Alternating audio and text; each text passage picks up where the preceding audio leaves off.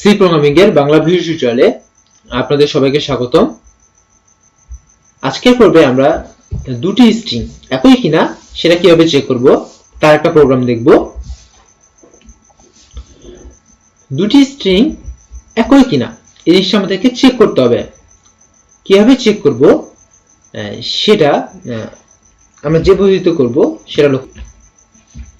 আমাদের তো এখানে দুটো স্ট্রিং দেওয়া থাকবে, ধরলাম একটা এস একটা s1। আমরা প্রতিটা ক্যারেক্টার একটা চেক করব এবং চেক করতে করতে যদি কখনো দেখি যে মিলতেছে না সেক্ষেত্রে আমরা ব্রেক করব। আচ্ছা, আমরা দেখি এখানে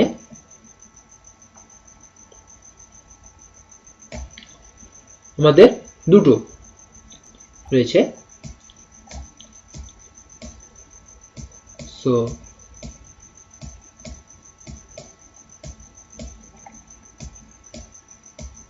প্রথমে আমরা এখানে লিখলাম HSTU এবং S1 ও যদি HST রয়েছে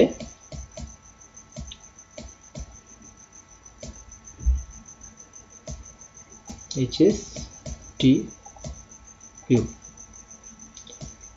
এবং তারপরে ওগুলো দেখি। তো আমাদের কাজটা হচ্ছে এইভাবে কম্পেয়ার করে যাওয়া, যতক্ষণ কম্পেয়ার হবে ততক্ষণ চলবে। যখনই কোনো একটা ব্যতিক্রম পাবে তখনই ব্রেক করে আমাদের চেকে একটা চেক নামে আমরা একটা ফ্ল্যাগ ইউজ করবো, অর্থাৎ চেকের মানটা নির্ধারণ করবে যে আসলে সমান হয়েছে কিনা। আমরা প্রথমে ধরে নিব যে সবকিছু সমান, তারপর যখনই পাবো যে না কোনো একটা ক্ষেত্রে মিলতেছে না তখনই চেকের মানটা আমরা 0 করে দেব। প্রথমে চেকের মানটা 1 থাকবে, কারণ প্রথম কথা আমরা ধরে নিব যে দুটো স্ট্রিংই সমান। তারপর চেক করে করে যখন দেখবো যে কোনো একটা ক্ষেত্রে স্ট্রিং দুটো সমান হচ্ছে না তখন চেকের মানটা আমরা 0 করে দেব, অর্থাৎ সেটা নির্দেশ করবে যে না দুটো স্ট্রিং সমান না। এখন কোনো একটা ক্ষেত্রে সমান হবে না, কিন্তু এটা আমরা কতক্ষণ পর্যন্ত চেক করব? যতক্ষণ পর্যন্ত কোনো দুটোর মধ্যে পার্থক্য পাওয়া যাচ্ছে না। যদি দুটো সবসময় একই হয়, অর্থাৎ যদি এরকম হয় \0 অর্থাৎ দুটো স্ট্রিং একই, সেক্ষেত্রে কি করবে? চেক করতে হবে এবং কোনো ক্ষেত্রে এমন হবে না যে মিল পাবে না। তা কিন্তু এর পরেগুলো গার্বেজ ডাটার জন্য আনসার ভুল আসবে। সো আমরা ততক্ষণ পর্যন্ত চেক করব যতক্ষণ পর্যন্ত দুটো \0 না হয়। এটা 1 নম্বর শর্ত। 2 নম্বর শর্ত হচ্ছে যদি কখনো আমাদের অমিল হয় তো সেক্ষেত্রে আমরা ব্রেক করবো। যেমন HSTU, এখানে HSTU রয়েছে, আমরা যদি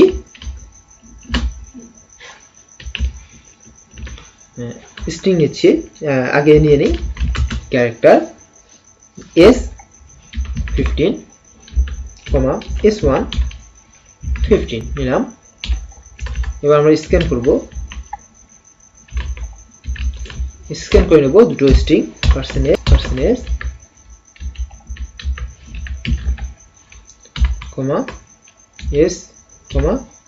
S1 দুটো স্ট্রিং স্ক্যান করে নেব।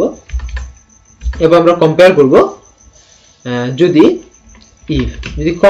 কম্পেয়ার করব কিভাবে? একটা ইন্টিজার c কে, এটা আমরা প্রথমে 1 করে দিলাম।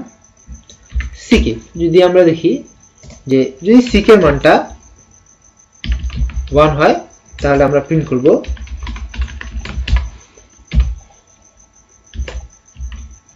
সেম। তাহলে আমরা প্রিন্ট করব সেম। ইয়েস যদি না হয় তাহলে আমরা প্রিন্ট করব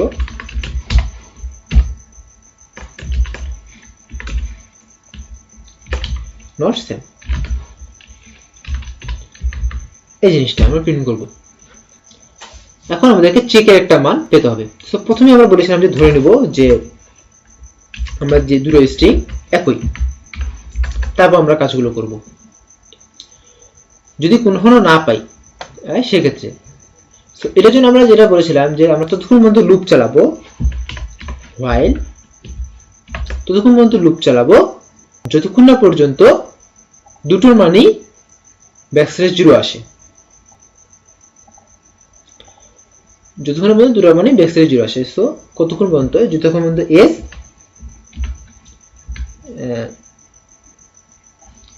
equal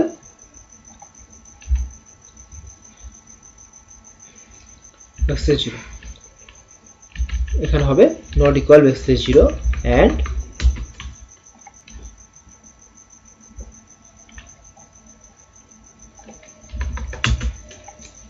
s1 not equal backslash 0 আমরা এখানে কোনো ইন্ডেক্স লিখিনি কারণ আমরা এটা i দ্বারা নিয়ন্ত্রণ করব এই সম্পূর্ণ ব্যাপারটা চেক করার জন্য i দ্বারা নিয়ন্ত্রণ করব এবং প্রথমে i এর মানটা আমরা এখানে 0 করে দেব সো যতক্ষণ না পর্যন্ত এই কাজটা হচ্ছে এবং এখানে তখন আমরা i দিয়ে দিলাম বাস কাজ শেষ অর্থাৎ যতক্ষণ না পর্যন্ত দুটোই ব্যাকস্ল্যাশ 0 হচ্ছে ততক্ষণ পর্যন্ত আমাদের লুপগুলো চলবে এবং যদি কোনো ক্ষেত্রে if si not equal to s1i যদি কখনো ভুল হয় মানে একটা সমান না হয় সঙ্গে সঙ্গে ck equal to 0 সঙ্গে সঙ্গে ck equal to 0 এবং 0 হলেই হবে না সেটা ব্রেক করে বের হয়ে আসবে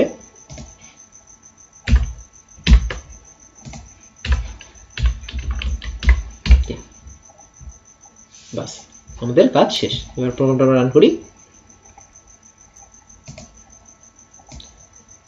যদি আমরা দুটো hstu দেই hstu enter hstu enter কি হলো প্রোগ্রামে কোথাও ভুল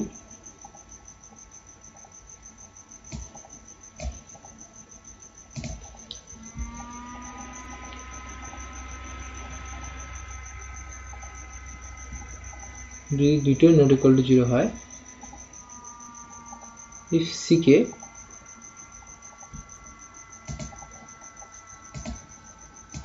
break while যতক্ষণ পর্যন্ত দুটোই হবে সমস্যা নেই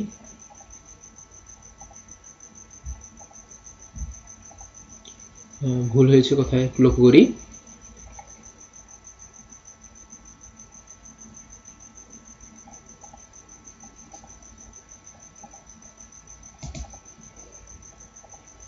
si not equal to s1k s1i sorry হ্যাঁ ঠিক আছে সমস্যা নেই তো যদি যতক্ষণ while এর মানটা দুটো মানই ব্যাকস্ল্যাশ 0 হচ্ছে না ব্যাকস্ল্যাশ 0 মান যদি ব্যাকস্ল্যাশ 0 হয় তাহলে তো এখানে এন্ড তো আছে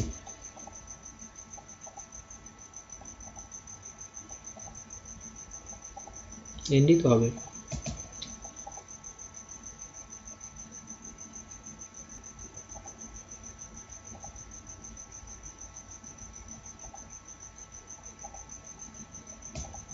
এখানে আর হবে আচ্ছা রান করি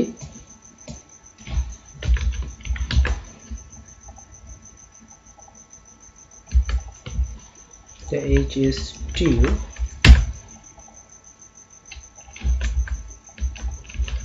প্রোগ্রামটা লুপ ব্রেক করতেছে না কারণ কি যেটা করেছিলাম সেটা হচ্ছে এখানে i এর মানটা প্লাস করিনি hstu এবং hstu সেম এবং আমরা আবার রান করব hstu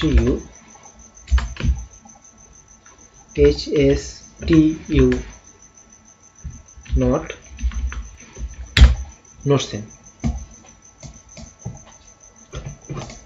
আর সেম মানে একই লেন্থ বিশিষ্ট যদি হয় যেমন a b c d